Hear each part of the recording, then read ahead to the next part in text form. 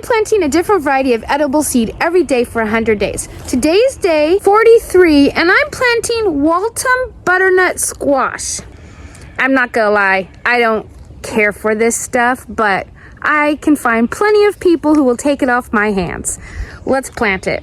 Along here, I've got some cucumbers planted, and then along this part, you can see I've dug out because I'm going to amend it with some mixed composted manure with composted grass clipping. This stuff has a hearty appetite, and we're gonna feed it.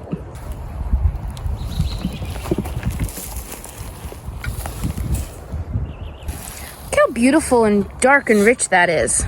I'm gonna come through and get some of the not fully composted grass out, and then just kind of break it up.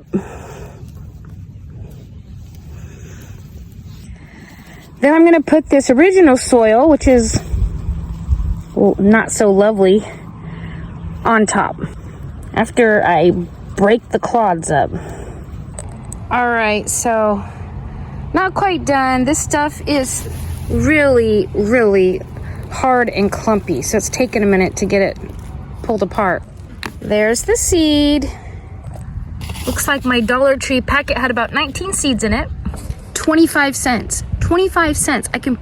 I can grow at least 15, 4 of them don't germinate, squash plants. You know how much squash that is? That's a lot of squash. You can't even buy a piece of squash for 25 cents. It's such a deal.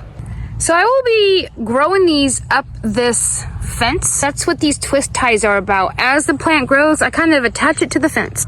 So I'll be placing these about 4 inches apart. All right, there the little beauties are.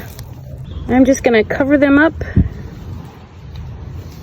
and pat them down.